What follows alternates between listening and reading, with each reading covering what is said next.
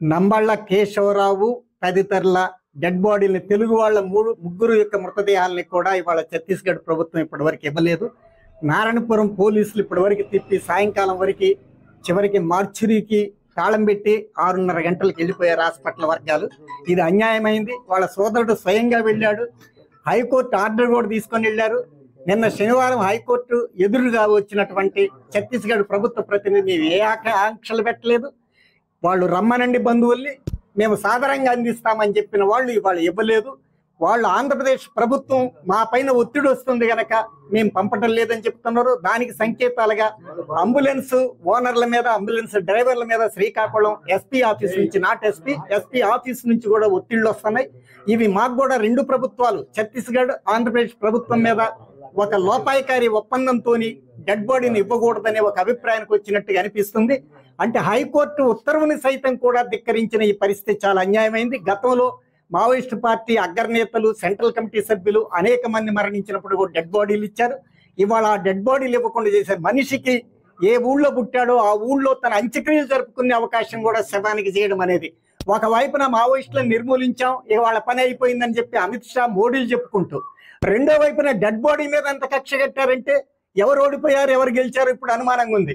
వాళ్ళని మేము చంపేశాం, ఇక వాళ్ళు ఓడిపోయారు మేము గెలిచాం అన్నోళ్ళు మరి శవం మీద ఎందుకు? ప్రాణం లేని శవం మీద, శవం ఏముంది అక్కడ కాల్చివేసేదే కదా.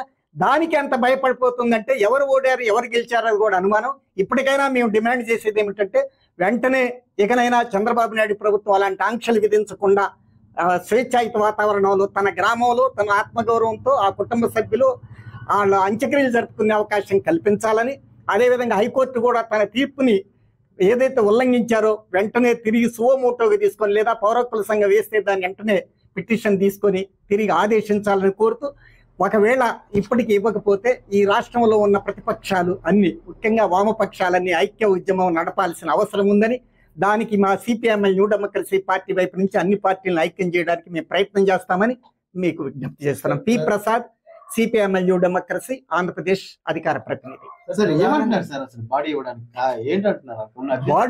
బాడీ ఇవ్వడానికి మొట్టమొదట మధ్యాహ్నం వరకు తిప్పి సాయంకాలం చెప్పింది ఏమిటంటే, మీరు అక్కడ లా అండ్ ఆర్డర్ ఆఫీసర్ యొక్క పర్మిషన్ వాళ్ళకి అప్లై చేసి వచ్చారా అన్నారు. మేము కోటబొమ్మాళి పోలీస్ స్టేషన్లో హైకోర్టు కాపీ ఇచ్చి ఎక్నాలెడ్జ్మెంట్ తీసుకున్న కాపీని చూపెట్టాక మళ్ళీ ఒక పావు గంటకి పక్కకి వెళ్ళొచ్చి, ఆయన మీ సోదరుడని మాకు ఎలా తెలుసు అన్నారు. పేపర్లన్నీ రాసిన ఇంగ్లీష్ పేపర్లు పట్టుకెళ్ళి అవి కూడా చూపెట్టారు. పేపర్లు మాకు ముఖ్యం కాదు, మీ సోదరుడని ఆధార్ కార్డులో ఉందా, పాన్ కార్డులో, ఆధార్ కార్డు మొన్న వచ్చిందంటే 40 ఏళ్ల కింద అండర్గ్రౌండ్లోకి వెళ్ళాడు, ఇప్పుడు ఆధార్ కార్డులో ఇట్లు ఎలా ఉంటాడు, అసలు ఓటక్కు కూడా రాకుండా ముందు వెళ్ళాడు, ఓటక్కు ఎలా ఉంటుందని వీళ్ళు అడిగారు. మరి మా అధికారులు ఒప్పుకోవటం లేదు, ఆధారాలు చూపెట్టాలంటున్నారు. ఇవన్నీ కూడా కుంటి సాకులని మేము అభిప్రాయపడతాం. తెలుగు రాష్ట్రాల్లో ఉన్న బాడీస్ లేదా మిగతా అన్ని కూడా ఇచ్చేయనారా ఏంటి సార్? ఆదివాసీల్ని చైతన్యపరచడానికి తెలుగు ప్రాంతం నుంచి మావోయిస్టులు వెళ్ళి చైతన్యపరచడానికి ప్రయత్నం చేశారు. ఎక్కడ వివేకానందుడు పుట్టాడు, ఎక్కడ గాంధీ పుట్టాడు, దేశమంతా తిరిగారు. వాళ్ళు వాళ్ళ భావజాలం ప్రకారం ఆదివాసీల దగ్గరికి వెళ్ళారు. ఆదివాసీల్ని మావోయిస్టులని విడగొట్టడానికి ఆదివాసీలుగా చనిపోయిన వాళ్ళ డెడ్ బాడీలను ఇచ్చేసి కేవలం చైతన్యపరచడానికి ఒక త్యాగ నిరతతో వచ్చిన వాళ్ళని వేరు చేసి వాళ్ళ నుంచి వీళ్ళు వేరు చేయాలని ఒక వ్యూహాత్మకంగా డివైడ్ అండ్ రూల్ పాలసీని ప్రభుత్వం అనుసరిస్తుంది. ఇది సరైనది కాదు, ఇది అమానవీయమైందని మేము భావిస్తున్నాం. రాష్ట్ర ప్రభుత్వమే దీనిపైన వెనుకం చేసే ఇబ్బంది పెట్టే పరిస్థితి లేదా కేంద్ర ప్రభుత్వం కూడా దీనిపైన? అంబులెన్స్ వెహికల్ డ్రైవర్ని, అంబులెన్స్ ఓనర్ని కూడా ఇవాళ శ్రీకాకుళం ఎస్పీ ఆఫీస్ నుంచి ఒత్తిడి తెచ్చారు.